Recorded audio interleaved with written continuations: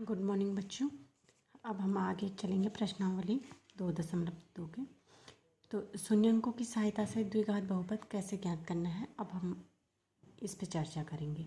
शून्यंक हमें दिए होंगे, शून्यंकों का योग दे रखा होगा, गुणनखंड दे रखा होगा और उनकी सहायता से हमें द्विघात बहुपद, अभी हम बहुपद पे काम करें तो द्विघात बहुपद ज्ञात करना है। हमें पता है, मैं इसका थोड़ा सा सॉल्व कि हम इसे कैसे सॉल्व करते हैं वो भी आपको समझाने की कोशिश कर रही हूँ कि हमारे पास द्विघात बहुपद होता है ax² bx + c, जिसमें अब अगर मैं इसमें कहूँ कि मैं x² का गुणांक 1 करना चाहती हूँ, या आप ये मान के भी चल सकते हैं कि जो बहुपद है हमारा उसको हम a से भाग देते हैं। तो a से भाग देंगे तो पूरे बहुपद को a से भाग करना पड़ेगा, जैसे मैंने किया है ax² a bx/a and c/a। तो a से a कट गया तो x² + b/a x + c। तो अगर मैं ये x² + b/a x + c को ऐसा लिखूँ, x² माइनस b/a, माइनस का प्लस वही रहेगा c और प्लस c/a। तो x² माइनस b/a होता है माइनस x का गुणांक बटे x² का गुणांक इंटू x प्लस अचर पद c अचर पद है बटे a x² का गुणांक। हम इसको ऐसा भी लिख सकते हैं x² माइनस शून्यंकों का योग इंटू x प्लस शून्यंकों का गुणनफल। इसका मतलब है कि जो हमारे पास द्विघात बहुपद बनता है उसको बनने का तरीका होता है x² माइनस शून्यंकों का योग इंटू x प्लस शून्यंकों का गुणनफल। अब इसी में मैं आपको क्वेश्चन कराती हूँ। दूसरे प्रश्न का पहला जो क्वेश्चन है उस पर हम देखते हैं कैसे करके हम शून्यंकों के योग और गुणनफल की मदद से एक बहुपद ज्ञात करेंगे। तो इसमें शून्यंकों का योग दे रखा है। शून्यंकों का योग का सूत्र मैंने आपको पहले लिखाया है। शून्यंकों के योग को हम अल्फा प्लस बीटा से डिनोट करते हैं। तो शून्यंकों का योग है 1/4, यानी कि ये जो 1/4 होगा वो -b/a होगा।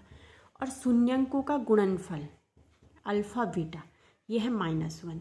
अब यहाँ पे थोड़ा सा ध्यान देने वाली बात है कि हमारे पास दो चीज़ें दे रखी हैं, एक योग दे रखा है, एक गुणनफल दे रखा है।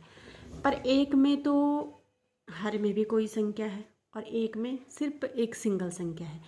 तो हर में जो हम इनको थोड़ा एक जैसा करने के लिए इनको इन संख्याओं में कुछ गुणा करना पड़ेगा हमें। जैसे यहाँ पे 1/4 तो हमने आसानी से लिख दिया -b/a। अब यहाँ पे -1 है। अब अगर हम इसे c/a लिखते तो इसका मतलब है कि इसके बटे में भी कितना होना चाहिए था, 4। तो इसलिए मैंने -1 को बना दिया -4/4। हो तो सकता है -4/4 यानी कि -1। तो ये हो जाएगा c/a।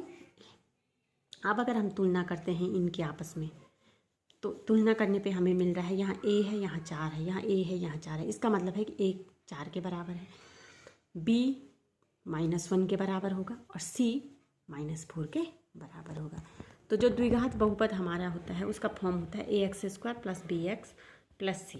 तो a की जगह पे हम रखेंगे 4x², b की जगह पे हम रखेंगे -1 तो b -x और c की जगह पे -4। बस यहाँ पे थोड़ा आपको यही है कि अगर संख्याओं में कहीं पे हर में कुछ है और एक संख्या सिंपल है तो आप उसके हर में भी वही संख्या बनाने की कोशिश करना है। उसके लिए हमें सीधी सी बात है कि संख्या में किसी परिमेय संख्या का क्या करना पड़ेगा, गुणा, या ये मान के चलिए कि एक ही संख्या का हमें गुणा भी और भाग भी करना पड़ेगा। तो इस हिसाब से हमारा ये बनेगा।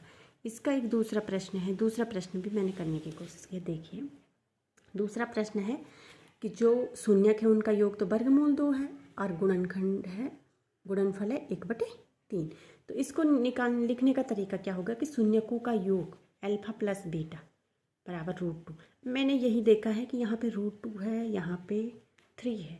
तो √2 को मैं क्या लिखूँ कि इसके हर में भी 3 आए। तो √2 को मैं लिख सकती हूँ 3/3 का अगर मैं इसके साथ गुणा कर दूँ तो इसका मतलब √2 ही रहेगा। 3 से 3 कट सकता है तो इसको मैंने लिख दिया 3√2/3 और इसको बना दिया -b/a। योग है तो -b/a होता है। शून्यकों का गुणनफल अल्फा बीटा = ये तो 1/3 है, ये मैंने 1/3 ही लिखा है और इसको लिख दिया c/a। फिर से मैं तुलना करती हूँ, ए की तुलना यहाँ भी करेंगे और यहाँ भी करेंगे। ए की राशि आ रही है 3, तो ए बराबर हो गया 3, बी बराबर हो गया ऋण 3 वर्गमूल 2, ये ऋण बी है ना, और जब बी होगा तो ये धन हो जाएगा, तो ये ऋण हो जाएगा, तो ऋण 3 वर्गमूल 2। और सी बराबर कितना है 1। फिर से द्विघात बहुपद बनाते हैं, A X square plus B X plus C. तो ए की जगह पे है 3, बी की जगह पे है ऋण 3 वर्गमूल 2, सी की जगह पे है 1। तो हमारा द्विघात बहुपद बनेगा 3x square minus 3√x plus 1। इस हिसाब से हमें शून्यकों के योग और गुणनफल की मदद से द्विघात बहुपद बनाने हैं।